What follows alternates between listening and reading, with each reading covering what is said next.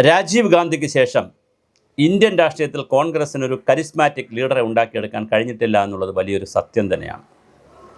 അങ്ങനെ കരിസ്മാറ്റിക് ലീഡറെ ഉണ്ടാക്കിയെടുക്കാൻ കഴിയാത്തൊരു സാഹചര്യത്തെ മുതലെടുത്തുകൊണ്ടാണ് രാമക്ഷേത്രത്തിൻ്റെ വലിയൊരു വിഷയം എടുത്തുകൊണ്ട് കന്യാകുമാരി മുതൽ കാശ്മീർ വരെ LK അദ്വാനിയുടെ ലാൽ കൃഷ്ണ അദ്വാനിയുടെ നേതൃത്വത്തിൽ വലിയ സമരവും രഥയാത്രയൊക്കെ നടന്നത്.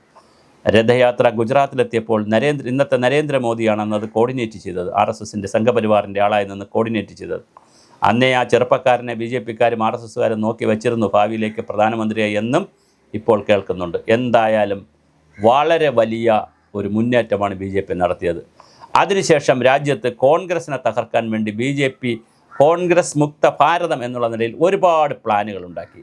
അതിൽ ഒരു പ്ലാൻ ആയിരുന്നുവോ ആം ആദ്മി പാർട്ടി എന്നുള്ളൊരു ചോദ്യവും വളരെ പ്രസക്തമാണ്. കാരണം ഇപ്പോൾ BJP ആം ആദ്മി പാർട്ടിയുടെ അരവിന്ദ് കെജ്രിവാൾ എടുക്കുന്ന സമീപനവും BJPയോടുള്ള സമീപനവും ഒക്കെ വെച്ച് നോക്കുമ്പോൾ, മാത്രമല്ല ആം ആദ്മി പാർട്ടിയിൽ പണ്ട് കോൺഗ്രസ്സിലെ ആളുകളാണ് BJPയിൽ പോയിക്കൊണ്ടിരുന്നെങ്കിൽ ആം ആദ്മിയിലെ 7 MPമാർ പോയി കഴിഞ്ഞു. ഇനി 3 MPമാരേ ഉള്ളൂ.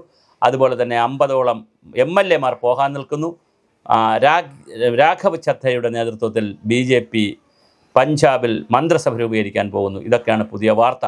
അപ്പോൾ തീർച്ചയായിട്ടും രാജീവ് ഗാന്ധിക്ക് ശേഷമുള്ള ഇന്ത്യൻ നാഷണൽ കോൺഗ്രസിൻ്റെ വളർച്ച എങ്ങോട്ടാണ് പോകുന്നത്, അതിൻ്റെ തളർച്ച എങ്ങോട്ടാണ്? ആ ഇന്ത്യൻ നാഷണൽ കോൺഗ്രസ് ഇല്ലാതാകുന്ന സ്ഥലങ്ങളിലൊക്കെ പ്രാദേശിക പാർട്ടികൾ പലരും വളർന്നു വന്നു. മമതാ ബാനർജി ബംഗാളിൽ വളർന്നു, പിന്നെ അരവിന്ദ് കെജ്രിവാൾ ഡൽഹിയിൽ വളർന്നു.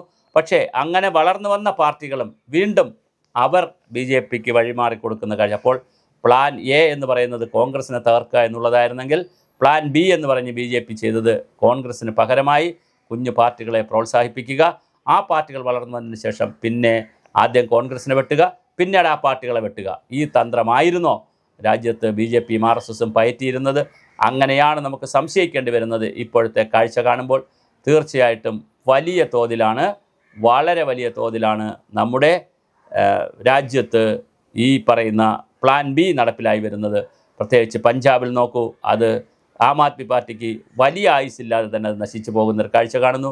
ഡൽഹിയിൽ ഒരു പ്രാവശ്യം ഭരിച്ചു, 2ാം പ്രാവശ്യം അത് കൃത്യമായി BJP കൊണ്ടുപോയി. അപ്പോൾ കോൺഗ്രസിനെ തകർക്കുന്നതിനേക്കാൾ എളുപ്പമാണ് കുഞ്ഞു പാർട്ടികളെ തകർക്കാൻ എന്ന് മനസ്സിലാക്കി ആദ്യം കുഞ്ഞു പാർട്ടികൾ ഉണ്ടാവുകയാണെങ്കിൽ അതിന് വെള്ളവും വളവുമെല്ലാം ഇട്ടുകൊടുത്ത് ഉണ്ടാവട്ടെ എന്ന് പറഞ്ഞ് വലിയ ചേട്ടനെ തകർക്കാൻ കുഞ്ഞാട്ടനെ ആദ്യം വളർത്തി അവസാനം കുഞ്ഞാട്ടനെ എതിർത്തിടാൻ വളരെ എളുപ്പവുമായി എന്നുള്ള മനോഹരമായ ആപ്തവാക്യം നമ്മൾ കാണുന്നു. വലിയ കുട്ടിയെ തട്ടാൻ വേണ്ടി ചെറിയ കുട്ടിയെ വളർത്തുന്നു, എന്നിട്ട് വലിയ കുട്ടിയെ തട്ടിയതിന് ശേഷം ചെറിയ കുട്ടിയെ വളരെ ഈസിയായിട്ട് തട്ടാൻ കഴിയുന്ന ഒരു വലിയ ഒരു തന്ത്രം, ചാണക്യതന്ത്രം BJP പയറ്റി. അത് നന്നായി വിജയിച്ചു. തീർച്ചയായിട്ടും അണ്ണാ ഹസാരെയൊക്കെ പറയുന്ന പോലെ BJPയുടെ B ടീമാണ് ആം ആദ്മി എന്നുള്ള ഒരു ചർച്ച രാജ്യത്ത് നടക്കുന്നു. ഇന്ത്യ മുന്നണിയിലും ആം ആദ്മി പാർട്ടി ഇപ്പോൾ ഇല്ല. അവിടെ മദ്യത്തിൻ്റെ കേസ് വന്നതിന് ശേഷം ആം ആദ്മി പാർട്ടി മറ്റൊരു തരത്തിലാണ് ചിന്തിക്കുകയും പ്രവർത്തിക്കുകയൊക്കെ ചെയ്യുന്നത്. തീർച്ചയായിട്ടും അരവിന്ദ് കെജ്രിവാൾ നാളെ BJPയിൽ ചേർന്നാലും അത്ഭുതമില്ല എന്നുള്ള രീതിയിലേക്കാണ് കാര്യങ്ങൾ പോകുന്നത്.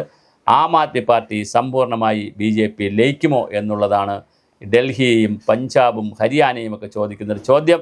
തീർച്ചയായിട്ടും ആം ആദ്മി പാർട്ടിയിലെ അരവിന്ദ് കെജ്രിവാളിന് ഏതെങ്കിലും നല്ല പൊസിഷൻ കൊടുത്താൽ തീർച്ചയായിട്ടും അരവിന്ദ് കെജ്രിവാൾ BJPയിൽ ചേരാനുള്ള സാധ്യതയുണ്ട്.